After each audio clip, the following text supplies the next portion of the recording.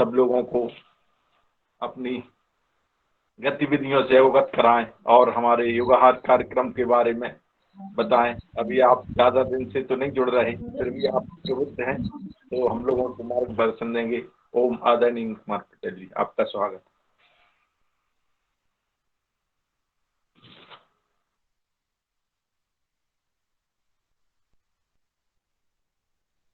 Mic चालू नहीं है आपका।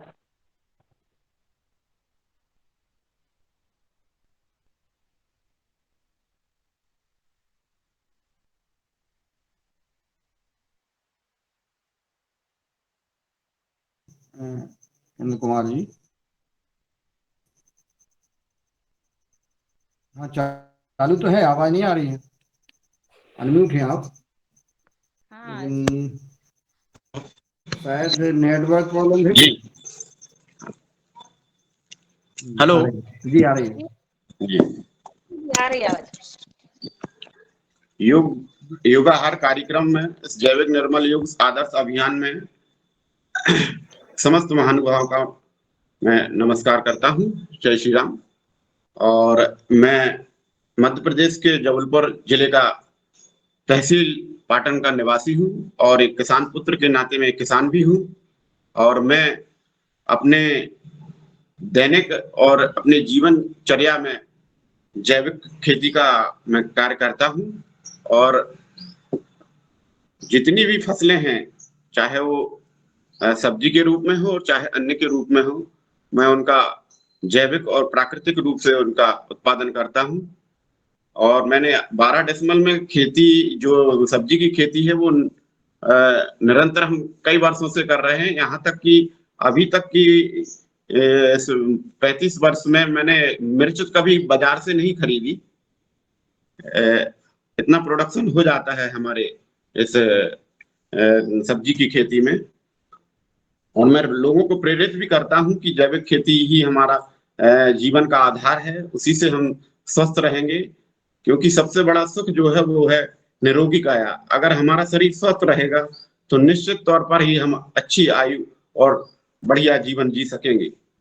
तो मेरा यही है प्राकृतिक खेती के बारे में कि जो परंपरागत खेती हमारे पूर्वज करते आए थे, उसी खेती को हम कुछ रूप में पूरा तो नहीं कर पा रहे, लेकिन कुछ रूप में अगर प्रत्येक किसान जो इस भारत का अन्नदाता है, अगर कम से कम अपने लिए तो कम से कम वो स्वयं कर सके, तभी तो वो पूर्ण रूप से किसान है। ताकि वो स्वस्थ रहेगा, किसान हमारा स्वस्थ रहेगा तो हमारा देश निश्चित तौर पर समृद्धि की ओर आगे बढ़ेगा, ऐसा मेरा मानना है। और चूंकि प्राकृतिक खेती तो अभी जब हरित क्रांति आई तो ये वर्तमान में मोटा अनाज है और दुनिया के नक्शे से गायब ही हो गया है। और चूंकि मोटे अनाज को श्री अन्न के रूप में भारत सरकार की पहल पर संयुक्त राष्ट्र ने भी इसे 2023 को अंतरराष्ट्रीय मोटे अनाज वर्ष के रूप में मनाने का निर्णय लिया, जिसमें मोटापा, मधुमेह और हृदय जैसी बीमारियों को दूर करने के लिए आहार विहार में बदलाव के जरिए से इसको उपयोग करने की प्राथमिकता दी है। और जैविक खेती जो है मोटे अनाज के रूप में जो हमें उत्पादन हमारे भारत में प्रथम स्थान पर है मोटे अनाज के रूप में, और जिसमें राजस्थान 28% के रूप में प्रथम उत्पादक है और बाकी अन्य राज्य जो हैं वो 85% उत्पादन की क्षमता रखते हैं। और निर्यात में भी हमारा भारत जो है वो दूसरे स्थान पर है मोटे अनाज में। मोटे अनाज से हमको चूंकि हड्डियों की बीमारियां और कैल्शियम जैसे पाचन दुरुस्त रहता है, एनीमिया का खतरा नहीं रहता, डायबिटीज आदि बीमारियों से हमें बचाता है और दिल को भी स्वस्थ रखता है। इसलिए हमें मोटे अनाज का उपयोग अति करना चाहिए। और आगे मैं यही कहूंगा कि प्राकृतिक खेती, चूंकि पहले जब हम खेती करते थे, मैंने भी की है खेती, तो गोबर की जो खाद होती थी, मवेशी, क्योंकि किसान अगर हम हैं तो मवेशी पालना हमारा कर्तव्य बनता है, और उसी से जो खाद निर्मित होती है उस खाद का ही अगर हम उपयोग करें तो निश्चित तौर पर हम प्राकृतिक खेती को जैविक खाद के माध्यम से उत्पादन बढ़ा सकते हैं और इसमें कम ही लागत होती है। रासायनिक खादों, आज के इस वर्तमान में रासायनिक कीटनाशक उनका अधिक उत्पादन का इस्तेमाल होने से प्राकृतिक जो आज हमारे बीच में हमारे वैज्ञानिकों ने एक अनुमान लगाए हैं कि आने वाले समय में जलवायु परिवर्तन के कारण जो आपदा या अकाल की स्थिति अगर निर्मित होती है तो मोटे अनाज को ही जो है हम विकल्प के रूप में ये हमारे लिए भरण पोषण का कार्य करेगा, क्योंकि अभी जो युद्ध चल रहा है उसमें भी अन्न की कमी की अगर ऐसा कोई घटना होती है तो निश्चित तौर पर अन्न का सबसे बड़ा त्रासदी निर्मित होगी। इसलिए जो है मोटा अनाज ही कम लागत में और कम सिंचाई के क्षेत्र में उत्पादन होता है। क्योंकि धान की खेती में 4000 लीटर पानी प्रति किलो पर इसका व्यय होता है और मोटे अनाज में चूंकि व्यय कम होता है, तो निश्चित तौर पर मोटे अनाज का के लिए भारत सरकार ने भी इसमें पहल की है और निश्चित तौर पर इस क्रांति को आगे आप जैसे योगाहार कार्यक्रम के माध्यम से और भी सभी लोग इसका उपयोग करेंगे। और मेरा तो यही स्लोगन है कि मोटा अनाज खाओ और ताकत बढ़ाओ, ऐसा मेरा मानना है। और मोटे अनाज का उपयोग अधिक से अधिक मात्रा में करना चाहिए। जैविक खाद चूंकि बहुत ही कम लागत में हम इसको बना सकते हैं और ये हमारे जो हम उपयोग करते हैं, चाहे वो हरी पत्तियां हो, चाहे हमारे बगीचे में या खेत में, उनसे भी ये निर्मित हो जाती है और इससे बहुत सारे रोगों जो है खत्म हो जाते हैं। तो निश्चित तौर पर ही हमारे प्राकृतिक खेती से हमें लाभ होगा, ऐसा हमारा मानना है। और आगे मैं यही कहूंगा कि अगर हमें अपने जीवन को लंबे समय तक जीना है तो प्राकृतिक खेती के साथ में जैविक खाद का इस्तेमाल करें तो हम अधिक आयु अपना जीवन जी सकते हैं। क्योंकि अभी हम आधुनिकता के इस युग में काम के प्रति हम इतने ज्यादा व्यस्त रहते हैं कि हमने अपना दिनचर्या, खान पीन, आहार विहार सब हमने त्याग दिया है और जिस धन को कमाने के लिए हमें अपने शरीर को खत्म कर रहे हैं, उसी शरीर को बचाने के लिए हमारा वो धन भी खत्म हो जाता है और ना शरीर बचता है और ना धन बचता है। इसलिए हमारा तो यही मानना है कि हम अपने शरीर को स्वस्थ रखें और दूसरों को भी स्वस्थ रखने की हम प्रेरणा दें। यही मेरे विचार हैं। और चूंकि फसल चक्र के माध्यम से हम कंपोस्ट खाद का उपयोग करें, क्योंकि 1990 से जैविक खाद का बाजार बंद ही हो गया है, लेकिन धीरे धीरे अब नई क्रांति के कारण अब इस पर किसान भी ध्यान दे रहे हैं और चूंकि बीमारियां इतनी बढ़ गई हैं तो निश्चित तौर पर आने वाले समय में हमें प्राकृतिक खेती और जैविक उत्पादनों का ही इस्तेमाल करना पड़ेगा। बस यही मेरे वक्तव्य हैं। और जी नमस्कार। बाकी सभी सदन के सभी महानुभावों को मेरा बहुत बहुत नमस्कार।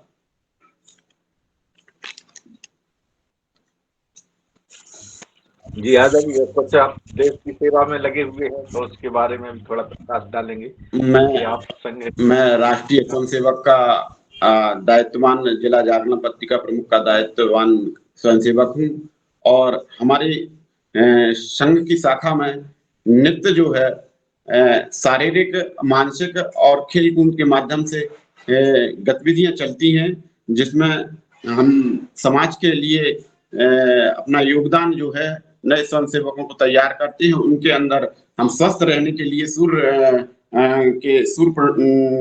आसन जो है, सूर्य आसन जो 12 प्रकार के हैं, उनका सभी का हम योग के माध्यम से उनको सिखाते हैं और जीवन में जो गतिविधियां हैं उनको हम अपने जीवन में किस तरह उसको अपने कार्य को आगे बढ़ाएं उसके बारे में भी प्रशिक्षण दिया जाता है।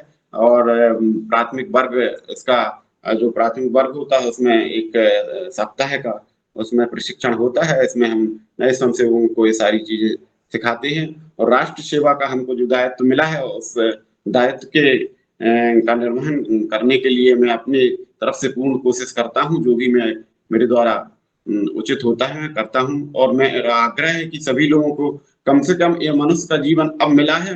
मेरा तो ये निजी मत है कि अब निश्चित अब असंभव है कि ये मनुष्य जीवन हमको प्राप्त हो, क्योंकि हमको लगता है कि हम इस राष्ट्र के लिए कुछ कर ही नहीं रहे हैं।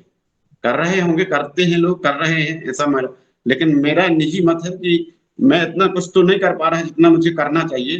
ये प्रयास है छोटा सा मेरा, तो कम से कम ये जीवन मिला है तो इस जीवन सभी सार्थक है कि हम राष्ट्र के लिए, अपने अपने समाज के लिए और अपने देश के लिए कुछ करके जाएं।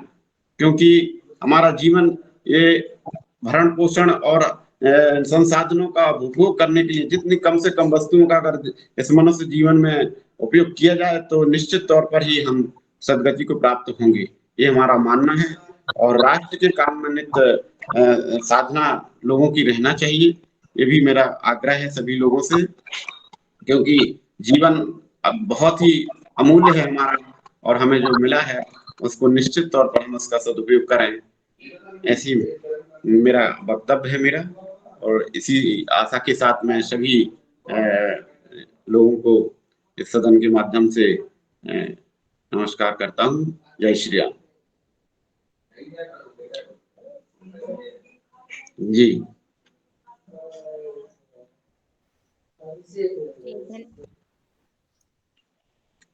जी धन्यवाद। जी आदरणीय भाई धन्यवाद साहब। जी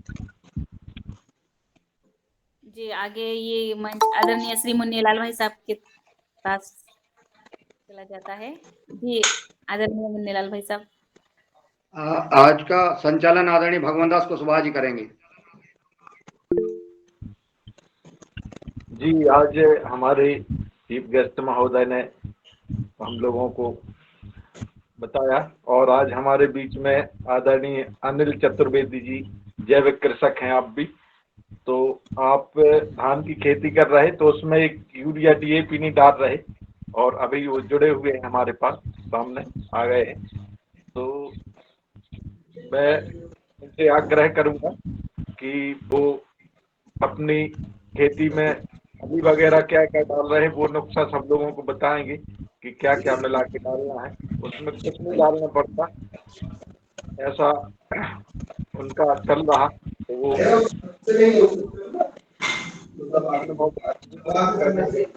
चतुर्वेदी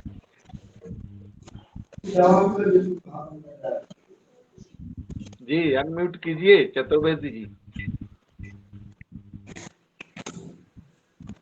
बताएं कि वो क्या खल और क्या क्या क्या अनुपात में मिला के आप डाल रहे, तो सब लोग हम लोग अवगत होंगे और उससे सभी लोग लाभान्वित होंगे। जी माइक चालू कीजिए।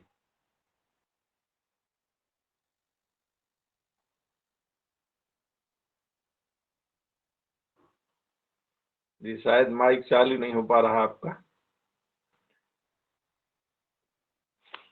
तो जब तक हमारे आदरणीय पटेल साहब से आग्रह है कि आप एक आध अपना जो संघ में गीत वगैरह कोई होता है जो ऐसा, तो एक आध कोई हो आपके पास तो हम लोगों का सुनाने का कष्ट करें। आदरणीय अपना माइक अनम्यूट कीजिए, द्विवेदी जी, चतुर्वेदी जी, माइक अनम्यूट नहीं हो पा रहा उनका। आपको उनको भाई साहब उनको फोन लगा के बताना पड़ेगा। जी सुन तो रहे, वो अपना वीडियो के बाजू में है वो निशान कट वाला, उसको टच कर दें तो चालू हो जाएगा। हाँ हो गया चालू, हो गया हमारा जी जी जी हाँ हमारा ही सर आवाज हाँ आ रही आवाज हाँ आ रही आवाज, आ रही है।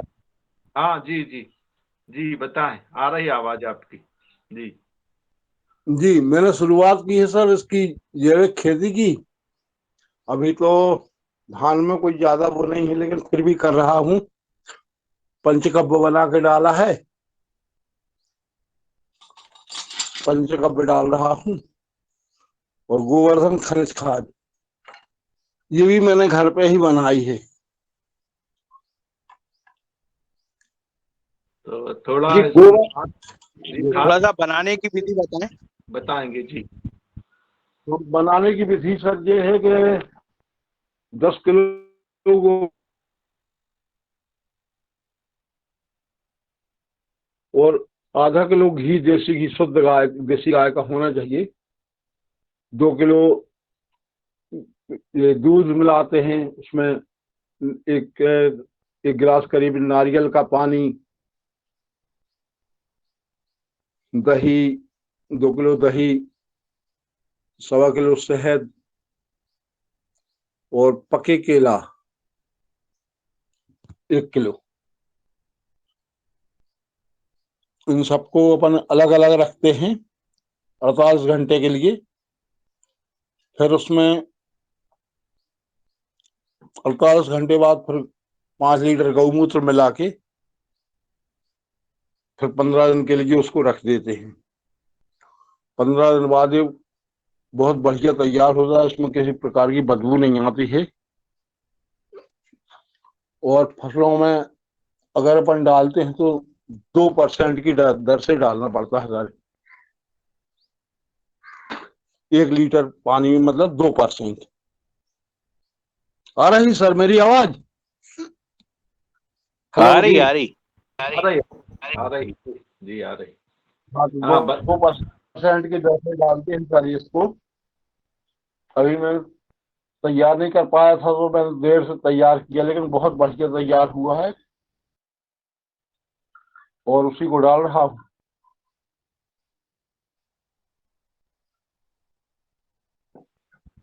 जी और बहुत धन्यवाद। बढ़िया पानी मैं भैया को, भगवान दास भैया के पास भी जाने वाला हूँ, कल उनको दे के आऊंगा। जी जी। और हमारे आदरणीय यादव जी भी आपके गांव होके आए हैं, पड़रिया जी गांव। आदरणीय पड़रिया गांव आप गए थे कृषक प्रशिक्षण में, तो आपके इधर होके पड़रिया आए। प्रशिक्षण हुआ था, जी पड़रिया गांव में आप मैं गया था।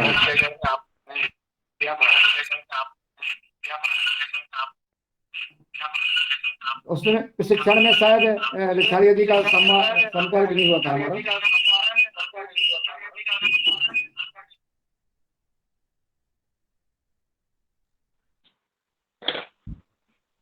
चलिए बहुत बढ़िया। आदरणीय चतुर्वेदी जी अभी क्या है, शुरू शुरू में जुड़े हैं तो अभी ज्यादा वो नहीं कर पा रहे रिप्लाई। तो हमको और आगे बताएंगे कि हम अब और खली वगैरह भी डालने वाले हैं वो अपनी उसमें हाँ, धान में। जी खली तैयार की है। 20 किलो खली 1 एकड़ में, 5 किलो नमक, उसमें 2.5 किलो चूना। इसके तो बहुत बढ़िया रिजल्ट है सर। दूसरे दिन से ग्रोथ दिखना शुरू हो जाती फसल में। जी बताने का कष्ट है सर जी, क्या क्या डालेंगे? 5 किलो 5 किलो नमक सर, खड़ा नमक। 20 किलो खली सरसों की। अच्छा। 20 किलो सरसों की खली, 5 किलो नमक, 2.5 किलो चूना, 200 लीटर पानी। ये 1 एकड़ के लिए है सर। अगर 20 पानी किलो भरा है सरसों तो अपन इसको फेंक देते हैं। और चूना कितना? चूना 2.5 किलो, 2.5 किलो एक। चूना, 20 किलो खली सरसों की, 5 किलो नमक खड़ा और 2.5 किलो चूना। इसकी बहुत बढ़िया रिजल्ट है सर। ये तो इनको मिला के छिड़क देना है खेत में? हाँ, खेत में सर अगर स्प्रे करते हैं तो उसको छानना पड़ता है, और अगर पानी भरा हुआ है तो थोड़ी थोड़ी अपन ने एक ट्यूब लिया, गाड़ी का ट्यूब लेते हैं मारुति का, उस पर अपन ने एक वो रख लिया तसला, थोड़ा बड़ा वाला 100 लीटर करीब का। उससे धीरे धीरे फकवा देते हैं, क्योंकि अपने यहाँ खेतों में पानी ज्यादा भरता है। या तो इसको गोबर खाद के साथ में मिला के भी दे सकते हैं। सर गोबर खाद में तो मैंने अभी नहीं मिलाया। मैंने उसको क्या मीडिया मीडिया ही होना ना, उसको बनाना पड़ता है सर। ये तुरंत डालते हैं अपन 2 दिन फर्मेट करके उसको। 2 दिन अपन ने उसको फर्मेट कर लिया तो फिर उसके बाद डाल देते हैं। अभी गोबर में मैंने मिला के नहीं देखा है इसको। ये निवेदन था चतुर्वेदी जी क्या है, जैसे जी आपने सरसों, नमक और चूना इनको मिलाया जी। और मिला पहले करके, अपन ने सर, सुनिए तो सर, जी पहले अपन ने 200 लीटर पानी में चूना डाल दिया। मैं ड्रम रखा हूँ एक, उसमें अपन ने चूना डाल दिया। जब चूना का पानी सामान्य हो गया, 5-10 मिनट में हो जाता है वो, उसके बाद अपन ने नमक डाला। फिर नमक, उसको भी 5-10 मिनट इंतजार किया। फिर अपन ने खली डाल दी और उसको 2 दिन के लिए कपड़े से ढक के रख दिया ड्रम को। फिर 2 दिन बाद अपन डाल देते हैं। अगर उसमें मतलब किसी प्रकार की गंदगी नहीं होना चाहिए सर, किसी प्रकार की मतलब उसमें बदबू नहीं आनी चाहिए। और 2 प्रकार के रसायन बनते हैं अपन, ये बेस्ट डिकम्पोजर आता है। इसमें अगर आप किसी भी चीज में मतलब आपको फूल लाना है, अगर वो 2-4 पत्ती वाला झाड़ है, कोई बेल मतलब 1-2 फुट की भी है, और अगर ये खट्टा वाला जो बनाते हैं अपन, नींबू का या कैथा का, जो भी खट्टी चीज होती है। हेलो जी भाई सर, साहब, आ आवाज रही आ है रही आवाज। है मेरी? बोलते हाँ, तो जाए। ये खट्टा जो रसायन जो बनाते हैं अपन किसी भी चीज में, फूलों के लिए सर, जो कोई पेड़ हो आपका जो फल फूल नहीं दे रहा, नींबू का है, आंवले का है, आम का है, तो आप उसमें बिफोर टाइम भी डाल देंगे तो निश्चित उसमें फूल निकल आते हैं। ये बेस्ट डी कंपोजर से 21 दिन में तैयार हो जाता है। इसका रेशो रहता है 1:3:10 का। 1 किलो गुड़, 3 किलो कोई भी चीज जिसका भी अपन बना रहे हैं, और 10 लीटर पानी होना चाहिए। ये 1 महीने में तैयार हो जाता है बेस्ट डी कंपोजर से। और अगर अपन को अपने उपयोग के लिए चाहिए तो ये 90 दिन में तैयार होता है। इसकी शुरू शुरू में अपन जब डालते हैं तो 1-2 दिन उसकी एयर निकालनी पड़ती है, नहीं तो वो प्लास्टिक का जो भी बर्तन होता है वो फट जाता है गैस के कारण। इसको ये कितने बहुत दिन रखना बढ़िया। है, कितने दिन जी, रखना पड़ता है इसको? खट्टी चीज को जो अपन रखते हैं, कितने दिन? इसको सर 1 महीने रखना पड़ता है। अगर बेस्ट डी कंपोजर डाला है आपने, करीब 100-200 ग्राम बेस्ट डी कंपोजर होता है जो अपन बनाते हैं। बेस्ट डी कंपोजर अगर ना हो तो मैं उपलब्ध करा सकता हूँ, मेरे पास बहुत है। और वो हमेशा, एक बार अगर आपने 1 लीटर आधा लीटर ले लिया तो वो हमेशा मल्टीप्लाई होता रहता है, कभी खराब नहीं होता। और अगर आपको बगैर बेस्ट डी कंपोजर का बनाना है तो उसमें 90 से 100 दिन लगते हैं। 100 दिन में वो तैयार हो जाता है। तो अपन को ये किसी भी बर्तन में मतलब 1:3:10 का रेशो रहता है सर। 1 किलो गुड़, 3 किलो कोई भी चीज, जो भी अपन खट्टा नींबू का बना रहे तो नींबू होना चाहिए, कैथा होना चाहिए, या इमली का भी बना लेते हैं, जो खट्टी इमली होती है ना, उसका भी बना लेते हैं अपन। पकी भी चल जाएगी, कच्चा भी चल जाएगी उसमें। तो उसको अपन ने, एक एयर टाइट बर्तन रहता है, बर्नी अर्नी वगैरह, मतलब प्लास्टिक की ही में बनेगा ये, दूसरी में नहीं बनता है। जो दूसरे बर्तन होते हैं उसमें ये नहीं बनता है, प्लास्टिक में बनता है। और उसके बहुत बढ़िया रिजल्ट है। आप डालेंगे सर, 1 हफ्ते के अंदर फूल निकल आएंगे, किसी भी चीज में डालेंगे आप। 1 किलो गुड़, 1 किलो गुड़, एक 10 किलो लीटर पानी, 3 किलो खट्टी वस्तु। हाँ, 1:3:10। अब आप उसका कैसे भी एवरेज लगा सकते हैं सर। 1:3:10 का रेशो रहता है। 1 भाग गुड़ हो गया, 10 भाग पानी हो गया, और 3 भाग ये रहता है तो ये फिर खट्टी डालना कैसे है मीठी। इसको? कहाँ, जड़ में डालना है? जड़ में भी और ऊपर भी स्प्रे कर दें झाड़ के। इसमें अलग कम से पानी मात्रा में मिलाना पड़ता है? कम मात्रा में, मतलब लगभग 25 ग्राम पर लीटर। 25 पानी ग्राम मिला पर के डालना लीटर है? जी, 25 ग्राम, 25 पर ग्राम लीटर। पर लीटर। पानी। पर लीटर। जी, वो ये सावधानी है ना। इसको मिलाते हैं, उसमें बिल्कुल बढ़िया फ्लावरिंग आ जाती है। किसी में भी आप गुलाब में डाल दें, जो भी फूल वाली चीजें हैं, या जो भी कोई फल नहीं दे रहा, नींबू है, आंवला है, आम है, सीताफल है, जो भी किसी भी चीज में डाल दें आप, किसी भी चीज में, तो ये फूल निकाल देता है। मतलब अगर टाइम भी नहीं है उस चीज का फूल देने का, तो वो फूल झड़ जाएंगे। लेकिन अगर सीजन है उस चीज का जिसमें भी आपको डालना है,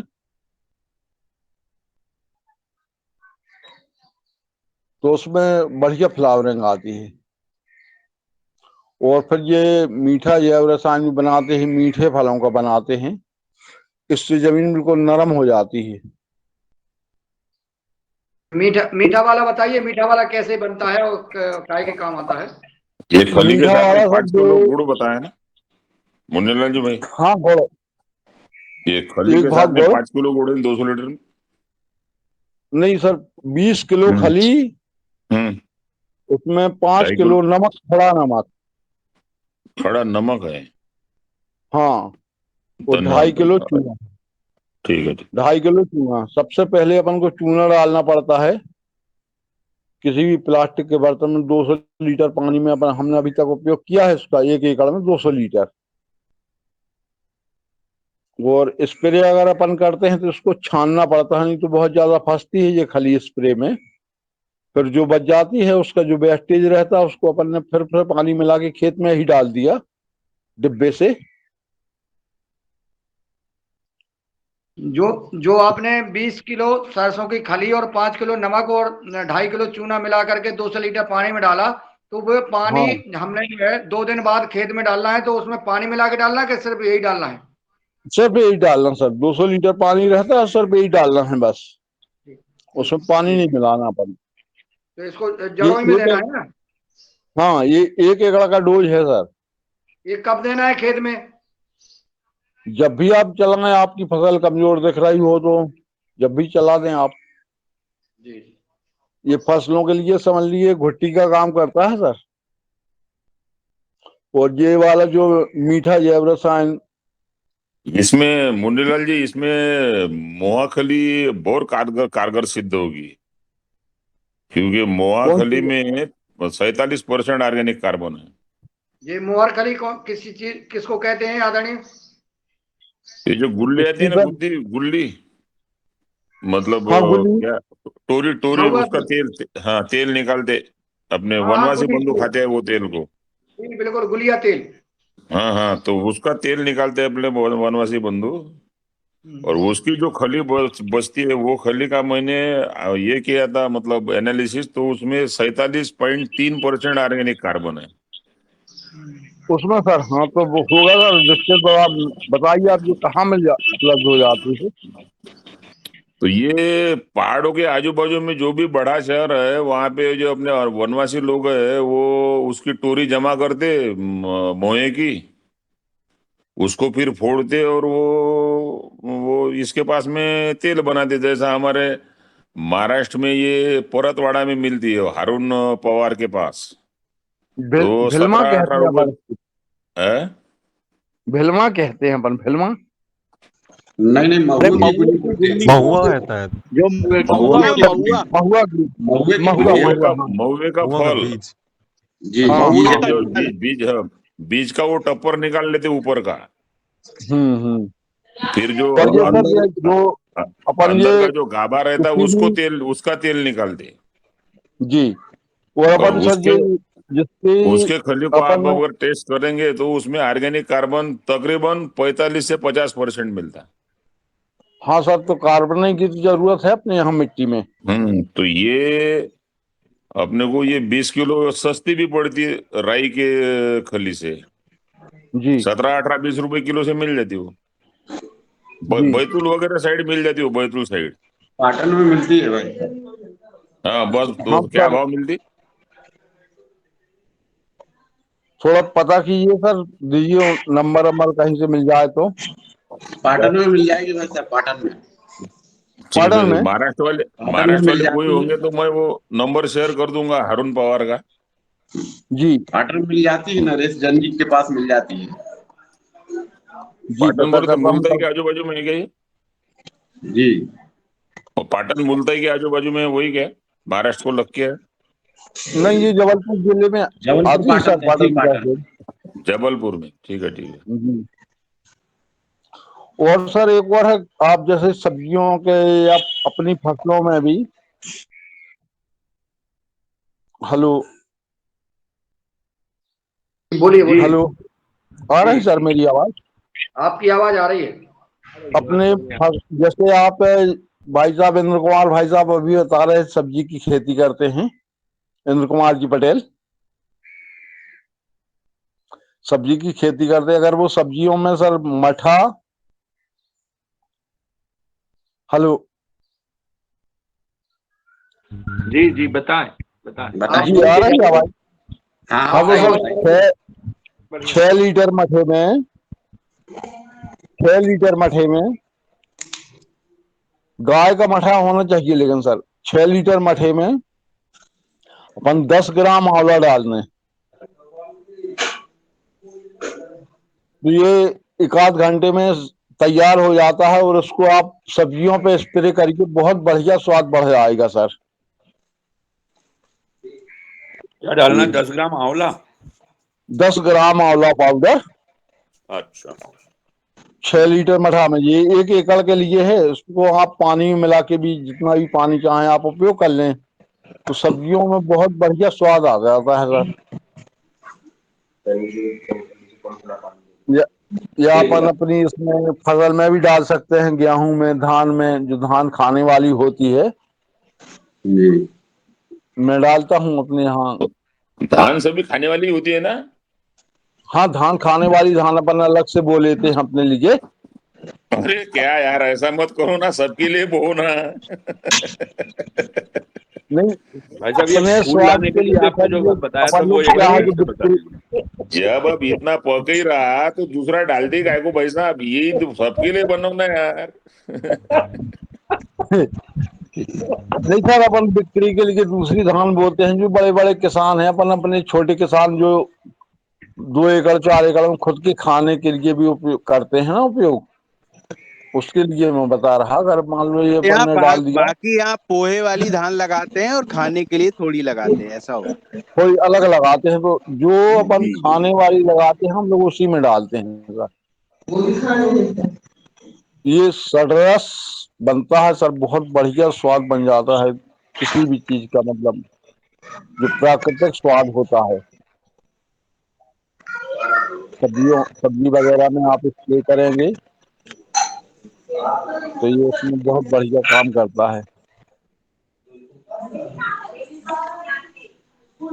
ये फूल लाने के लिए आपने जो बताया था, नींबू या इमली वाला जो 3 किलो, उसमें और क्या क्या मिलाना है एक बार बताएंगे वो प्लीज? मिलाना है, वो सर, वो अपन को उसको एक एयर टाइट डिब्बे में रखना है सर, प्लास्टिक के। गुड़ कितना? हेलो, इनका अनुपात बता दीजिए, प्रपोर्शन। 1 3 10। ठीक है, थैंक यू। वो इसको सर एयर टाइट डिब्बे में ही रखें और एक एक दिन 2 दिन 4 दिन में उसकी गैस निकाल दें। एक चूड़ी खोल के, मतलब दोबारा आपको उसको खोलना नहीं जब तक वो बन ना जाए। वो बेस्ट डिकम्पोजर से बनता है, और अगर जी आप ऐसा नहीं बनाएंगे तो फिर वो आपको 100 दिन लगेंगे बनाने में। उसको बीच में अपन को कभी खोलना नहीं है। एक दो बार उसकी एयर निकाल देना डिब्बे की। अपन ने डिब्बा पकड़ के देख लिया वो कैसा है, दब रहा नहीं दब रहा, नहीं दब रहा समझना उसमें एयर बन रही है। जो भी मतलब ये फल एक लेना है महीने में शायद। बनेगा?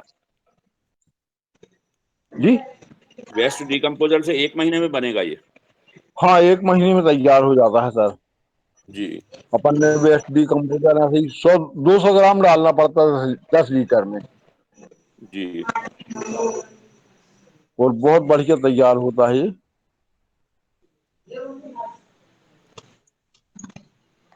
और और उसमें इसमें जो भी भी फल लेना है वो एक प्रयास करना है शायद हमें, थोड़े कच्चेपन में रहे, पका हुआ रहेगा तो ज्यादा गैस बनेगा। जी अनिल हाँ, भैया। पके में ज्यादा गैस बनती है, थोड़ा सा कच्चा रहेगा। और ये एक और वो बनाते हैं सर, अपन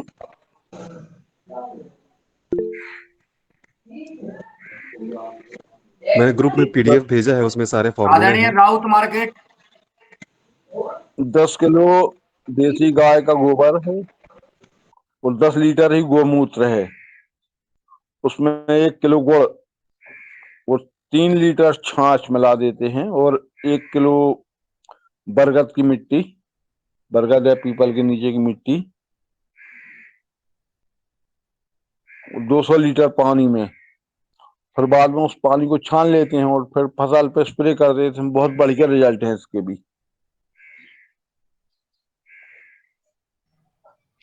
जी सर 7 नमस्ते। दिन रखें जी। हेलो, आवाज आ रही है सर मेरी? हाँ जी जी। सर हम जैविक में पीपली की खेती करते हैं। काय की सर? पीपली लॉन्ग पेपर। अच्छा, हाँ हाँ हाँ।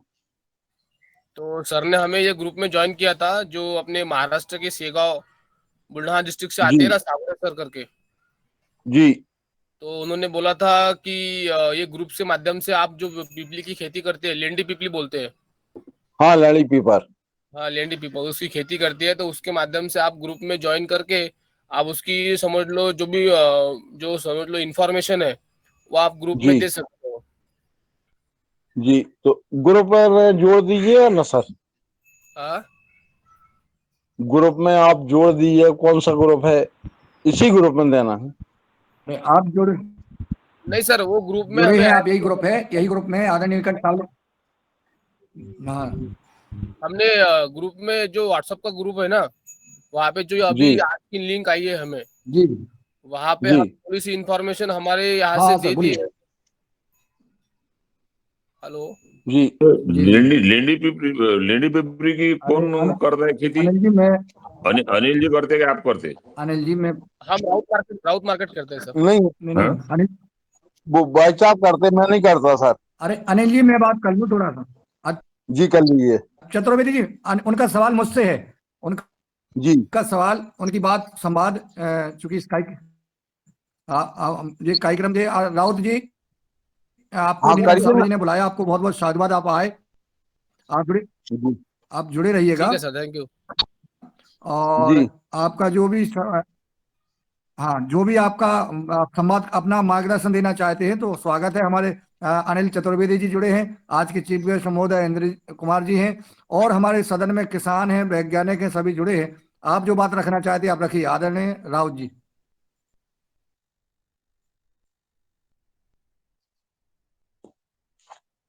आपको आवाज आ रही है? चलिए हेलो, आवाज राउत आ जी रही का है?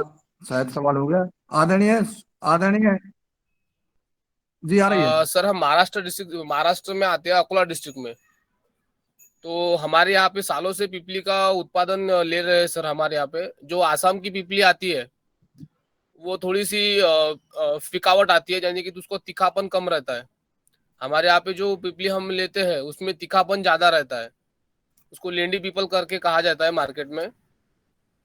तो उसका यूज समझ लो अस्थमा, दमा, खोखला, सर्दी और पेट का जो भी है, जो पेट के समझ लो रोग है, उसके लिए हम ये देते हैं।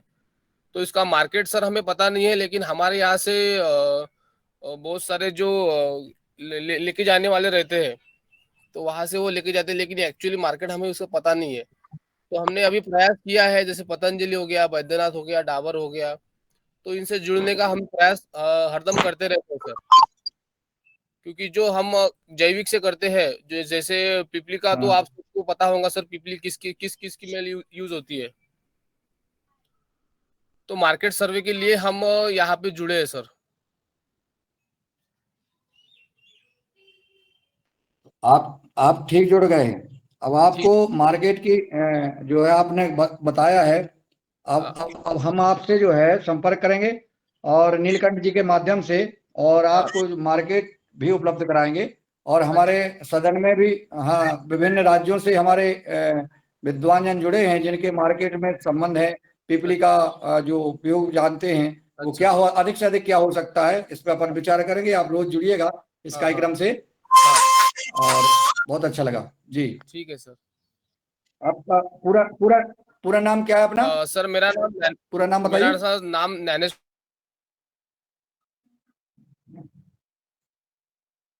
जी। ज्ञानेश्वर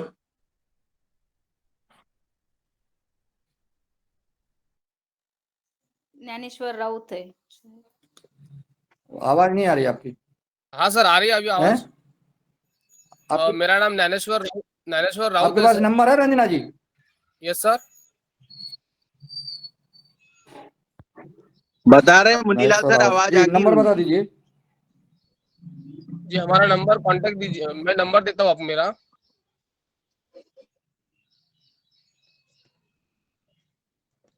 डबल 756866709।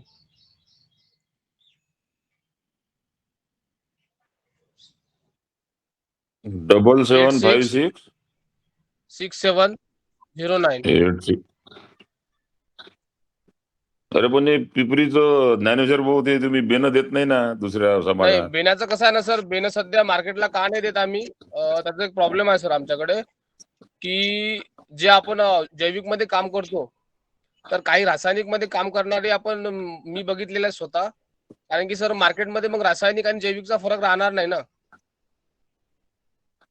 नाही नाही, त्याच्यात मी बारी समाजाचे लोक लावते का नाही, त्याला खूप जणांनी विचारलं तर ते म्हणे हे आमची पोरगी होय म्हणे, दुसऱ्या समाजात देत नाही म्हणे. असं आहे का काही? हो सर, हो सर.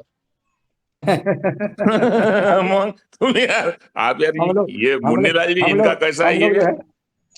है नहीं, इनके वो पिपरी को बोलते खुद की लड़की, और वो दूसरे जाति में या समाज में देते नहीं.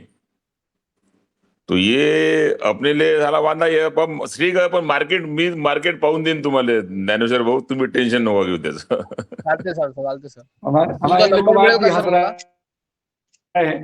ज्ञानेश्वर भाऊ तुमचा नंबर घेतलाय मी तुम्हाला कार्यक्रम झाल्याबरोबर फोन करतो. चालेल चालेल सर. आमच्याकडे सर काय आहे ना की आम्ही त्याचं खूप मार्केट. झाले के कार्यक्रम के बाद ये फोन करेंगे गजानन जी। ठीक है सर, ठीक है. धन्यवाद, धन्यवाद सर. गजानन पवार साहब आपको कार्यक्रम के बाद फोन करेंगे, यह ये कह रहे हैं मराठी में, हाँ मराठी में, हाँ बराबर. क्योंकि सदन की समझ में नहीं आ रही होगी ना पूरी बात. और ये कार्यक्रम में मैं या बराबर बराबर ये खेती के बारे में एक चीज साझा करना चाहूंगा. अब वो बातें मेरी इनसे होती है, अपने वर्मा जी से, तो ये 2-4-5 मिनट में मैं हो सके तो मेरे को समय देना, मैं करूंगा वो. जी जी हाँ ठीक है. वो अभी स्मिता दुबे जी, आप सादर आमंत्रित हैं, अपनी बात रखें, आपका हैंड रीच है. आदरणीय स्मिता दुबे जी.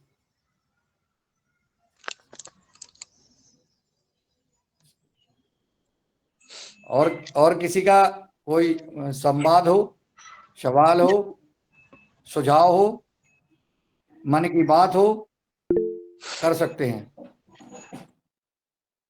सादर आमंत्रित हैं. बहुत महत्वपूर्ण बात आदरणीय हमारे आज के चीफ गेस्ट महोदय के साथ अनिल जी ने दी है. अब हम जो आदरणीय गजानन पवार जी अपनी बात रखना चाहते हैं, वो उनका स्वागत है, वो रखें सदन में. अभी ये उत्तराखंड की सर्ग विकास समिति करके जो हमारे सर्विस प्रोवाइडर है ये पंजाब राव जैविक मिशन में, तो वहां पे उन्होंने एक बात चलाई थी चारकोल की, मतलब लकड़े का कोयला. तो फिर मैंने वो गूगल पे पूरा सर्च किया, तो ये जो टेरा प्लेटा नाम का प्रांत है दक्षिण अमेरिका में, लैटिन अमेरिका बोलते हैं अपन जिसको, तो वहां पे जो अमेज़न के जंगल जलते हैं और उसका कोयला जाता है मिट्टी में करके, वो बहुत ही मतलब उपजाऊ मिट्टी बन गई है. तो उन्होंने वो तज्ञ लोगों ने वहां के मतलब परीक्षण किए, और फिर वो बात चली कि भाई ये कोयला डालने से कुछ होता है. तो अपन जब पुराने जमाने में ब्याहता लड़की को देखने जाते थे तो अक्सर उसको एक प्रश्न किया जाता था कि भाई अगर सब्जी में या चावल में नमक ज्यादा हो गया तो क्या करना है. तो पानी डाल के उसमें कोयला अगर डाल दिया तो नमक खींच लेता पूरा पानी में का. तो जिस भी जहाँ जगह अगर शार्पड जमीन जिसको बोलते हैं अपन, जहाँ पे नमक ज्यादा होता है, तो वो जमीन में अगर 1 टन कोयला डाला गया तो वो नमक खींच लेगा और जमीन और ज्यादा उपजाऊ हो जाएंगी. तो ये ये बात है, मुझे ये क्लू है समझो। तो ये मैंने मेरे खेत में किया अभी, ये 30% वो डालने को बोल रहे हैं, मतलब गोबर खत के साथ में 30% ये अपना कोयला बनाने की विधि भी मैं शेयर कर दूंगा ग्रुप पे। तो वो वर्मा जी से काफी देर तक बातचीत चलती है इसमें। तो ये अपन ने अगर कोयला उसमें अगर डाल दिया, मतलब गोबर खाद के साथ में मिला के 30%, तो वो होता क्या है कि 1 ग्राम चारकोल में जितने छेद होते हैं उतने अपने आधे एकड़ में छेद होते हैं।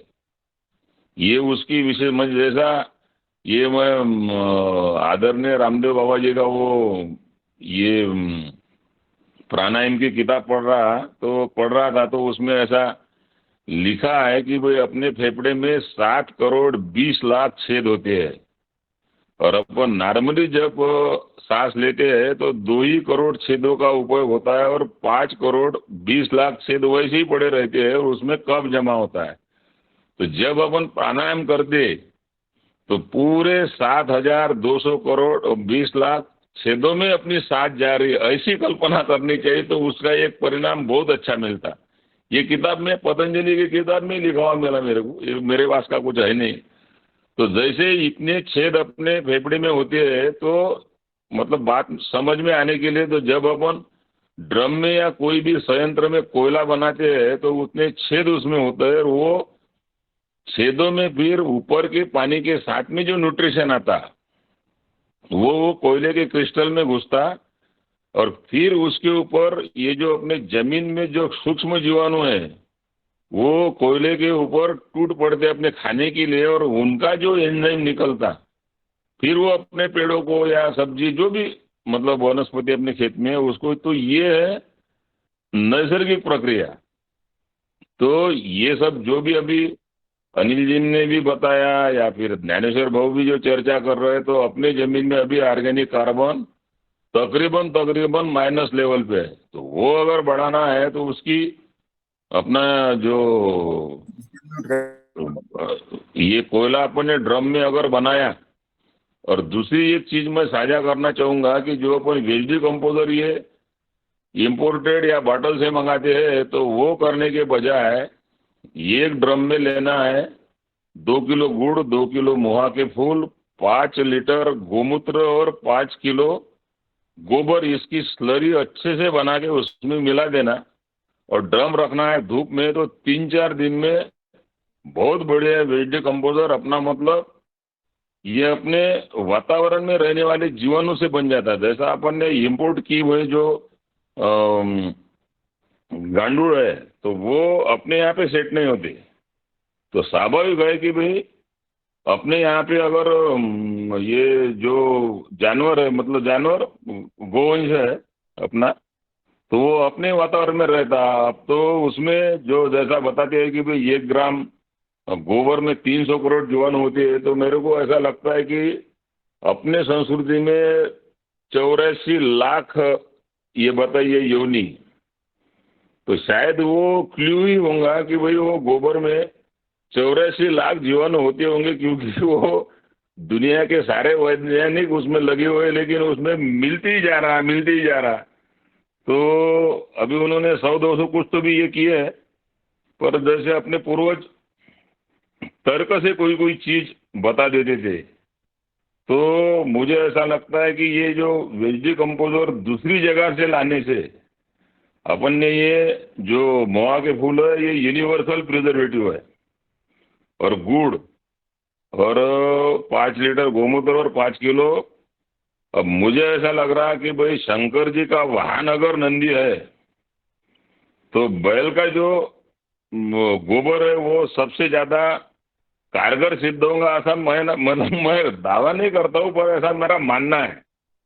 क्योंकि मैं एक बात सोचते रहता है कि भाई माँ दुर्गा तो मतलब महिला थी, फिर भी वो शेर पे बैठती है। तो अपने जो भगवान शंकर जी वो तो बहुत ताकतवर थे, तो वो तो शेर पे बैठ ही सकते थे, तो क्यों नहीं बैठे होंगे। तो फिर मेरे ध्यान में आया कि उनको शरीर में लगाने के लिए भस्म चाहिए था, और भस्म का भी मैंने उपाय किया। अगर अपने जो इसके उपले रहते गोबर के उपले, उसकी राख अगर अग्निहोत्र प्रक्रिया से बना लिया तो बहुत ही बढ़िया। पर अपन अभी उसमें थोड़ा घी और चावल डाल के भी तांबे का जो अग्निहोत्र पात्र आता उसमें, क्योंकि 400 से 600 डिग्री तक के हीट हो जाए, वो एक मतलब अणुभट्टी है। अपना जो अग्निहोत्र पात्र जो है वो एक अणुभट्टी है। तो ऐसी ही अणुभट्टी बड़ी बनाई विदेशी तज्ञों ने, और जो मतलब चारकोल बनाने के लिए बाकी प्रक्रिया में 12 से लेकर 48 घंटे लगते हैं, तो ये अपने अग्निहोत्र पात्र का जो बड़ा स्वरूप बनाया उसमें मात्र 4 घंटे में वो बन जाता है। मतलब उसमें कोयला ही बनता है। कोई मतलब मैंने तो ये अगरबत्ती जितनी अपनी तुराटी की जो काढ़ी रहती उसका भी कोयला बना, वो राख नहीं बनी। तो ये चीज मैंने वर्मा जी से साझा की, वो अपन हो रहे थे काम में, क्योंकि उनका वो कुछ ये बना पाते नहीं, या मैं अपने को उसमें का कुछ जमता नहीं। तो बोलने का मतलब ये है कि वेज डिकम्पोजर ऐसा अपना खुद का ही बनाओ घर में, ताकि कहीं से लाना न पड़े। और वो ड्रम को वो 70 डिग्री सेल्सियस तक जीवाणु वो सर्वाइव करती है। इसके मैंने मतलब लैब टेस्टिंग भी किया। मतलब एक बार रिपीट कर दें, एक बार रिपीट कर दें फिर से। बेस्ट डिकम्पोजर बनाने की विधि, महुआ फूल, गोबर और गौमूत्र, मात्रा बता दें थोड़ा सा, रिपीट कर दें फिर से। 2 किलो गोबर फूल, अपना मोआ के फूल, 2 किलो गुड़, 5 लीटर गोमूत्र और 5 किलो गोबर, इसकी महीन स्लरी बना लेना मस्त हाथ से, और 200 लीटर पानी में डाल के ड्रम धूप में रखना है। तो 3-4 दिन में एक नंबर अपने यहाँ लगने वाला। जब फिर ये जो वेज डिकम्पोजर है इसके साथ में आप कोई भी विधि बना दो, मतलब उसमें अगर अपन ये किलो डालेंगे 20 किलो, मतलब कितना दिन रखना है? 3-4 दिन। धूप में कितने दिन रखना है? बस 3-4 दिन। और इसमें अब कोई भाई किसी के साथ पास अगर ये बन जाएगा पक्का, और इतना इफेक्टिव बनता है जबरदस्त। इसका वो जैसे ये डिकम्पोजर से भी बन गया, अब हम इसका डिकम्पोजर का बाप बनता हो। इसका उपयोग बस इसका उपयोग ये मोआ का फूल क्या होता है? दवाई बना लो कोई भी, और इसमें अगर 20% अपन ने कोई भी चीज डाल दी, समझो अपने को ये रेसिड्यू खत्म करना है, तो 100 लीटर पानी में 20 किलो ये कोयले की पाउडर डाल दो, वो पोटली वोटली बना के, और 25 दिन के बाद में उसका स्प्रे कर लो 2-4-5 लीटर पंप में लेके, तो रेसिड्यू सब खत्म हो जाते। मोआ का फूल क्या होता है? मोआ का फूल, मोआ का फूल तो हर तरफ जानते हैं यार, कोई वो महुआ ही होता है सर। महुआ, ये पेड़ होते हैं ना बड़े बड़े, महुआ कहलाता है। हाँ, महुआ महुआ को ही महुआ का फूल कहते हैं। जो महुआ होता है उसी को महुआ का फूल कहते हैं। उसको फूल आते बाद में फल आते। और महुए का एक एक पेड़ अपने अपने खेत में लगा ही लो, जहाँ जमता होगा वहाँ। क्योंकि महुए की पत्तल हमारा पंजाब राव जैविक मिशन की एक सेल परचेसर मीट हुआ था, तो वो एक परचेसर बोल रहा था कि भाई जर्मनी में महुए की पत्तल अपने यहाँ के करेंसी के हिसाब से 800 रुपए की बिकती है, वो मशीन से बनाती है। दुनिया अपना जो तंत्रज्ञान है उसके ऊपर बहुत रिसर्च कर रही,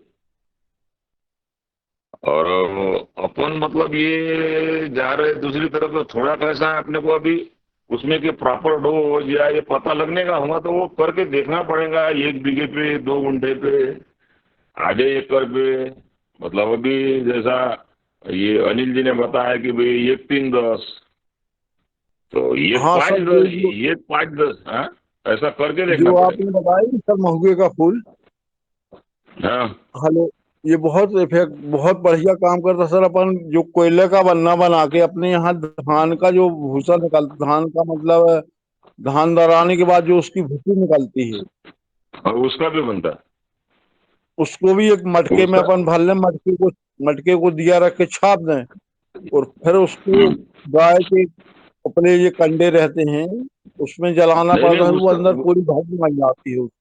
उसका भी वीडियो मैं वो धान की जो भूसी है उसका भी हाँ चारकोल बनाने का मैं शेयर कर दूंगा अपने ग्रुप पे। वो कुछ उसका नहीं, भी एक बहुत बढ़िया बना। पतली वाली चद्दर लेना है, उसको छेद गिरा है, तार से बांध देना है, जो गोल बन जाएगा उसमें थोड़ी लकड़ी जला देना है, बाजू में से वो अपनी धान की भूसी डाल देना, उसको पलटते रहना, वो काली हो जाती है। जो काला होता है वो चारकोल हाँ बनता हाँ है। हाँ और जब वो ये मतलब जलाना बोले तो उसकी राख हो गई, ये अपन पका रहे, पकने के बाद में उसके जो कंटेंट हैं वो उसमें कंसंट्रेट हो जाते हैं। फिर पानी के साथ में जो भी न्यूट्रिशन आएगा वो जाता है वो चारकोल में। फिर उसके ऊपर आते अपने माइक्रोब्स, जमीन में जो भी सूक्ष्म जीवाणु है वो वहां पे जाके एक तरह से उनका वो मकान भी है रहने का। अभी अपन खाली जो लोग खाली जीवाणु डाल रहे तो उनकी पोजीशन हो रही रेलवे स्टेशन के भिखारियों जैसे, मुझे घर नहीं है। अपने वो घर की संकल्पना की होगी, अपन कहीं पे भी जाएंगे तो भी एक घर की आस लगी रहती है, अपने जहन में वो चलते रहता है कि घर को जाना है भी। ये मतलब आदमी को वो क्या बोलते हैं अपन, इलेक्ट्रिक का अर्थिंग रहता वो। तो ये सर जो अभी मैं वो अग्निहोत्र का है, आपने बताया अग्निहोत्र का, ये जो अग्निहोत्र भस्म निकलती है चावल और घी डाल के, वो भी बहुत बहुत ताकतवर रहती है सर। ये उसके नहीं वो लिए तो है ही। तांबे का या चीनी मिट्टी का, यहाँ अपने यहाँ भोपाल में माधव आश्रम है, हाँ मिलता है। वहां मिल जाते तो हैं। वो और तो ये एक विशेष विशेष प्रकार की इनमें एनर्जी वही निकलती है सर। अपने यहाँ जब अनिल। कच्चे मकान हुआ करते थे, जब अपने यहाँ कच्चे मकान हुआ करते थे तो अपन जो खम्बे खड़ा करते थे लकड़ी के, उसके नीचे पत्थर का एक चूरिया होता था, मतलब उसको पत्थर का कुर्सी कहते थे हम लोग। हाँ वो एक विशेष प्रकार से उसी आकार की बनाई जाती थी, पिरामिड आकार का रहता है वो अग्निहोत्र पात्र। तो उसमें नहीं तो उसका सर माप बहुत वही है, उसका टाप रहता है 14.5 सेंटीमीटर। हाँ हाँ उसकी जो डेप्थ है वो रहती 6.5 सेंटीमीटर और उसका पेंदा रहता है 5.25 सेंटीमीटर। तो ये प्रोपोर्शन में बड़ा अग्निहोत्र पात्र बना के उसमें अपन मतलब लोहे का भी बन सकता हो, तो उसमें अपन ने अगर ये लकड़ी जलाई कोई भी, तो लकड़ी में जितनी ताकत होगी उतनी ताकत वो कोयले में आ जाती। और कोयले में फिर आ एक जाती। बार कोयला अपने जमीन में गया कि वो 100 साल तक वहीं पे रहता है। तो पहले स्वाभाविक अपने चूल्हे पे ये होती थी ना, खाना पकता था ना, तो वो चूल्हे में की राख और ये कुछ बचा कुचा कोयला गोबर के साथ में खेत में जाता ही था। तो अभी तो कोलगेट वाले वो चारकोल युक्त बता रहे, पहले अपन कोयले से दांत घसते थे। अभी भी मैं 3 साल से इससे दांत घस रहा हूँ, राख से अगर दांत हो तो राख का अपने को करना होगा। तो जहाँ भी ईचिंग होता है तो थोड़ी राख हाथ पे लेके उसको लगा दो, विदिन सेकंड ईचिंग रुक जाती, विदिन सेकंड। ये मैंने किया वो हाँ इसकी बनती है सर। जो वो अग्निहोत्र में अगर वो गाय के उपलों से की गई है, देसी नहीं गाय के इसमें उपलों भी से, कैसे है देखिए, इसमें ये विज्ञान है। तो जो समय पे अगर किया गया तो अपनी है योग भूमि, और अगर वो समय पे अगर किया गया तो 100% आएगा। तो अगर अपन वो विधि से करते हैं तो तकरीबन 70 से लेके 75% तक तो उसमें आ ही जाती। तो अभी अपने को मतलब सुबह आदत शाम लगाने के लिए कभी भी करो। वैसा भी अपने संस्कृति में त्रिकाल यज्ञ बताया हुआ है, मतलब सवेरे दोपहर और शाम को। तो दोपहर में भी अपन यज्ञ कर सकते हैं, ऐसी कोई मतलब ये नहीं है। पर कैसा है, अपने यहाँ पे हर कोई आदमी खुद का इम्पोर्टेंस जतन रखता है, तो वो ऐसी चीज बता देता है कि आपसे हो ही नहीं। ये बात भी समझना पड़ेगा। तो अपने संस्कृति में सब खुला है। त्रिकाल यज्ञ का मतलब क्या है? दोपहर को भी कर सकते हैं, फिर 12 बजे भी कर सकते हैं। और उसमें अगर जो जो भी चीज जलती है इसमें साथ में मतलब धुआं बन के निकलती है, तो वो अग्नि को अपने संस्कृति में भगवान का और संतों का मुंह बोला है। उसके माध्यम से वो चीज मतलब धुआं बन के पर्यावरण में जाती है और वापस वो लहर बन के अपने कोई काम देती हो। तो ये अगर और पहले पुराने जमाने में तो अभी तो ये जानवरों से बचने के लिए इसके लिए वो तो खेत में तो आग मतलब 12-24 घंटे जलती ही रहती थी ना। तो वो खेत में अभी और वो आग वाग जलाना ये सब करना पड़ेगा अपने को। अभी वो तो इधर तो गैस आ गए सब, इसमें तो भगवान को अपन नैवेद्य भी नहीं दे सकते क्योंकि वो गैस की सिगड़ी चौकअप हो जाएंगी, वाना हो जाएगा। तो फिर अपने पास में बचा क्या है? गोबर के उपले जलाओ और उसके ऊपर जो भी चीज का अपने को करना है वो करो। तो इतनी बात मेरे को बोलना था, अभी टाइम भी काफी हो चुका है जी। धन्यवाद। लेकिन उसमें अगर गाय के शुद्ध देसी गाय को प्ले अगर हो तो उसमें गीता में आपने पढ़ा होगा भगवान कृष्ण ने उसको अपराशक्ति का संज्ञा दी है। हेलो, फिर भी मेरे को लेकिन वो नंदी वाली बात थोड़ी अभी जहन से मेरी निकल नहीं रही, शंकर जी वाली।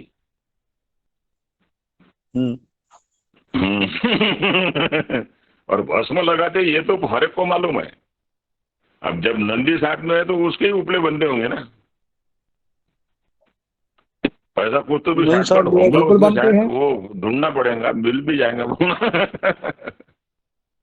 ठीक है, धन्यवाद। अभी बातें चलती रहेंगी अपनी। अभी अपन एक में से ये ग्रुप के माध्यम से जुड़े तो हुए है, तो अपने पास में जो भी वो शेयर करते रहेंगे। आदरणीय डॉक्टर किशोर दुबे जी, आप सादर आमंत्रित हैं, आप अपना संवाद करने का कष्ट करें। धन्यवाद मुनीलाल जी, चर्चा बहुत अच्छी चल रही और जो हम बातें सुन रहे हैं, एक जिसको हम पुराना विज्ञानी बोलते हैं, वैदिक विज्ञान बोलेंगे, गजानन जी ने बहुत अच्छी अच्छी बातें उससे उभर के लाई है। और चारकोल वाली जो बात है वो आजकल तो निश्चित रूप से चारकोल जो है उसको एक्टिवेटेड चारकोल करके उसकी बहुत डिमांड है। वो बनाने की अलग अलग विधियां भी हो रही है। कुछ जो सरकारें है उसमें अभी इंटरेस्ट ले रही है और उसको सब्सिडाइज करके उसको कैसे दिया जाए किसानों को, ये इस बारे में भी प्राय चल रहे हैं। हालांकि इसका कोई आउटपुट अभी तक निकला नहीं है, लेकिन वो भी स्कीम्स चल रही है। तो ये एक्टिवेटेड चारकोल यदि हम बना सके, क्योंकि कोई भी एग्रो वेस्ट से वो बनता है और एग्रो वेस्ट से बना हुआ जो चारकोल रहेगा वो यदि हम अपने खेतों में डालेंगे तो निश्चित रूप से उसका जो कार्बन बढ़ेगा तो प्रोडक्टिविटी बढ़ेगी और हर देहात में एक एम्प्लॉयमेंट जनरेशन भी होगा। क्योंकि एक्टिवेटेड चारकोल जो बनाना है उसके लिए खास विधि होती है, बहुत यानी ज्यादा जिसको कॉम्प्लेक्स बोलेंगे ऐसे नहीं रही थी, लेकिन हर गांव में 2-4 बच्चों को बच्चों को कम से कम एम्प्लॉयमेंट जनरेशन वाला वो फार्मूला है। तो निश्चित रूप से ऐसे प्रयोग करने के लिए बढ़ावा मिलना चाहिए। हम लोग अपने स्तर पे भी ये कर सकते हैं। मैं फिलहाल हैदराबाद में गया था, कान्हा शांतिवन में, तो वहां पे भी चारकोल प्रोडक्शन का यूनिट कैसे उसको सिंप्लीफाई करना और कैसे किसानों तक पहुंचाना, इस बारे में भी रिसर्च चल रहा है। हमारे देश के जो वैज्ञानिक है वो भी अलग अलग जगह पे एक्टिवेटेड चारकोल लो कॉस्ट पे कैसे बने और किसानों तक कैसा पहुंचे, इस बारे में भी प्रयोग चल रहे हैं। तो इस बारे में यदि हम पहल करते हैं, क्योंकि बचपन से ये हम सबका अनुभव है कि गोबर की जो राख है जिससे हम मुंह भी दांत भी घासते थे और इसमें क्रॉप्स को भी देते थे, तो वो तो एक तो जंतुनाशक है ही, कोई भी मतलब उसको कीड़ा लगने का सवाल ही नहीं है। जो जैसा गजानन जी ने बोला बिल्कुल करेक्ट है वो, कि अगर दांत उससे घसो तो दांत खराब होने का नाम ही नहीं है। हमने भी करीबन 20-25 साल जब तक हम देहात से संपर्क में थे तो निश्चित रूप से वही काम करते थे। तो वो तो निश्चित रूप से मतलब प्रूव्ड टेक्नोलॉजी है, नए तरह से टेक्नोलॉजी प्रूव करने की जरूरत भी नहीं है। तो ऐसे जो प्रयोग है उन प्रयोगों को जब तक हम बढ़ावा देंगे नहीं तो अब तक हमारा जो इनपुट कॉस्ट का खर्चा है वो कम होगा नहीं। और महुआ की जो बात कही है, महुआ की बात तो बिल्कुल पूरे देश में आमतौर पर बहुत अच्छी चीज है। महुआ से शराब बनती, ये एक ही नाम से या एक ही उसका रिलेशन लगाने से महुआ बदनाम हुआ है। हालांकि महुआ में बहुत ज्यादा प्रोटीन होते हैं। हम गढ़चिरौली डिस्ट्रिक्ट में मेरे दोस्त है, उनके पास में कई बार जाते रहता हूँ, तो वो तो कहते हैं कि जिन दिनों में कोई दूसरा खाद्यान्न मिलता नहीं तो आदिवासी लोग यही जो महुआ भर भर के रखते हैं हंडियों में और उसी को गर्म करके भूंज के खाते हैं। और सिर्फ महुआ तवे पे भूंज के खा के महीना महीना वो जिंदा रहते हैं और अपने बच्चों को भी जिंदा रखते हैं। इतना बड़े, इतने ज्यादा प्रोटीन्स उसमें है, इतना ज्यादा वो नरिशमेंट उसका है। महुए के जो मतलब भजिया बनती है, उसके स्वीट्स बनते हैं, उसकी रोटी बनती है पूरन जैसी, तो बहुत सारे व्यंजन भी वहां पे बनते हैं। और अभी नई पीढ़ियों के लड़कियों को तो पता नहीं है, लेकिन उनकी सासों को, माताओं को निश्चित रूप से पता है। तो इसका भी प्रचार प्रसार हम योगाहार के मंच से निश्चित करने की जरूरत है। एक आध दिन हम महुआ से क्या क्या बनता है इसके लिए कोई भी एक गेस्ट अपन ढूंढेंगे और उसको भी यहाँ पे लाएंगे। तो महुआ का खाद्यान्न बनाने का भी प्रचार प्रसार होगा और ये जो खेती के बारे में गजानन जी और बाकी औरों ने बोला है उसका भी प्रचार प्रसार होगा। इसी के साथ मैं मेरे वाणी को विराम करता हूँ। धन्यवाद। किशोर जी, आपने जो एक्टिवेशन वाली बात बताई, तो एक्टिवेशन करने की सरल पद्धति यह है कि अग्निहोत्र पात्र में या ड्रम में वो चारकोल बना लो और उसमें जो हीट क्रिएट होती है 600 से 400 डिग्री तक, तो उसमें पानी डाल दो, पानी से ठंडा कर दो उसको, तो पानी ऑटोमेटिक गर्म होके वो स्पोर में जाके वो एक्टिवेट हो जाता है। फिर अगर खेत में डालना है तो उसमें जो मैंने वेज डिकम्पोजर बताया उसमें भिगो दो, तो फिर उसमें वो सब जीवाणु उसमें चले जाएंगे। और ऐसा ही अगर किसी को बेचना है या दूसरे यूज के लिए लाना है तो अग्निहोत्र पात्र उसके लिए सही, मतलब एक्टिवेशन के लिए जब वो पूरा अपना बन जाए तो उसमें पानी डाल दो, तो वो पानी गर्म होके वो स्पोर में घुस जाता है और उसमें के जो भी पैथोजेंस है वो खत्म हो जाती है। तो ये सरल विधि है उसको मतलब स्टरलाइज करने की, ऐसा बोलेंगे अपन। नमक का पानी डाला तो और बढ़िया। गजानन जी, मैंने जो उसका अध्ययन किया है, मैंने कान्हा में भी गया था जहाँ पे बनाने वाली विधि है, और मैंने गूगल के लिटरेचर में भी सर्वे किया है, तो उसको 400 से 600 डिग्री पे करते हैं। बिल्कुल सही बात है आपकी। और उसके लिए अलग अलग प्रकार की भट्टियां अंडरग्राउंड बनाते हैं या कुछ लोग लोहे की भी बना रहे हैं। तो अलग अलग प्रकार के प्रयोग चल रहे हैं। इतना ही नहीं, अभी तो कुछ लोग MIDC में बेच भी रहे हो। उसका 5 से 6 लाख का पूरा इंस्ट्रूमेंट है और रेडी इंस्ट्रूमेंट वो देते भी है।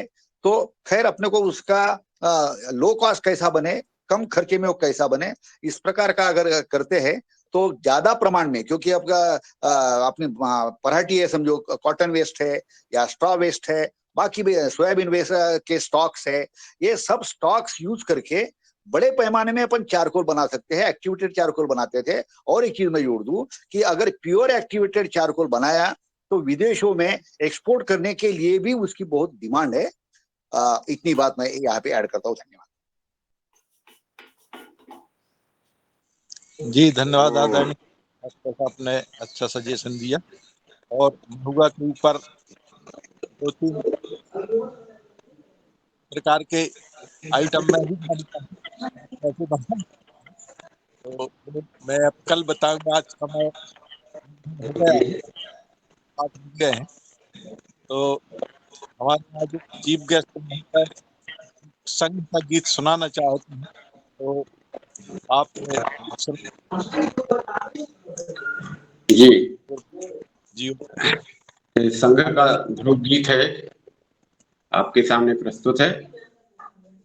चंदन है इस देश की माटी, तपोभूमि हर ग्राम है, हर बाला देवी की प्रतिमा, बच्चा बच्चा राम है, बच्चा बच्चा राम है। हर शरीर मंदिर सा पावन, हर मानव उपकारी है, जहां से बन गए खिलौने, जहां माँ प्यारी है, जहां सवेरा शंख बजाता लोरी गाती शाम है। हर बाला देवी की प्रतिमा बच्चा बच्चा राम है। जहां कर्म से भाग्य बदलता श्रम निष्ठा कल्याणी है। त्याग और तप की गाथाएं गाती कब की वाणी है। ज्ञान जहाँ का गंगा जल सा निर्मल है अभिराम है। हर बाला देवी की प्रतिमा बच्चा बच्चा राम है। जिसके सैनिक समर भूमि में गाया करते गीता है। जहाँ खेत में हल के नीचे खेला करती सीता है। जीवन का आदर्श जहाँ पर परमेश्वर का धाम है। चंदन है इस देश की माटी तपोभूमि हरिग्राम है। चंदन है इस देश की माटी तपोभूमि हरिग्राम है। हर बाला देवी की प्रतिमा बच्चा बच्चा राम है। बच्चा बच्चा राम है। जय श्री राम। बहुत सुंदर, बहुत सुंदर, बहुत सुंदर। आदरणीय आज के चीफ गेस्ट महोदय जी, आदरणीय भगवान दास जी, आगे क्लास बढ़ाएं। जी भगवान दास भैया जी, हमारे बीच में गणेश सावरकर जी जुड़े हुए हैं कारण जैसे, उन्हें एक बार बुलाया जाए। जी हाँ, उनका स्वागत है बहन जी, सादर आमंत्रित है। उनका युगाहार परिवार में भयंकर बहुत बहुत स्वागत है। सभी जी को प्रणाम। जी जी गणेश सभी को प्रणाम। मैं गणेश सावरकर कारंजलाड़, जिला वासी महाराष्ट्र से बोल रहा हूँ। दीदी ने मुझे ज्वाइन किया है, हमारी रंजना दीदी ने। हम काफी दिन से प्राकृतिक खेती कर रहे हैं। हमारा एक यूनिटी है 20-25 लोगों का हमारे तहसील में।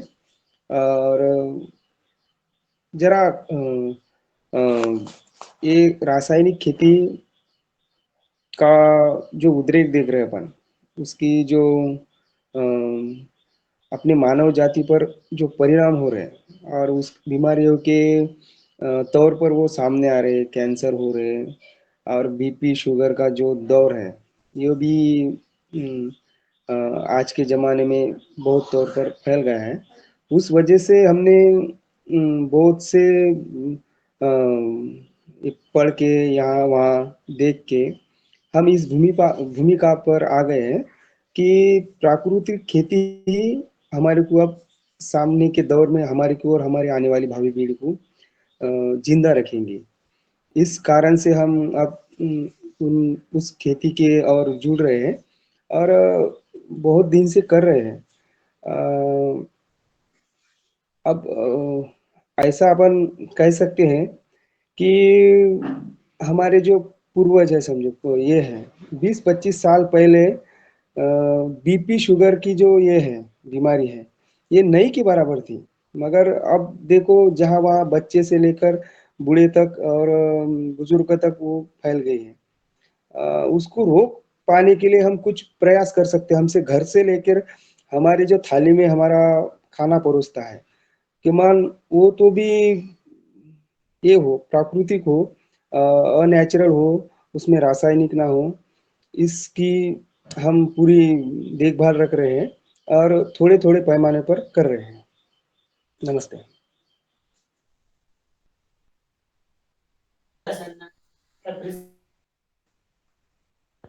धन्यवाद सावरकर भाऊ, तुम्ही जुळला आणि योगाहार कार्यक्रमामध्ये तुमचं खूप खूप स्वागत आहे। धन्यवाद।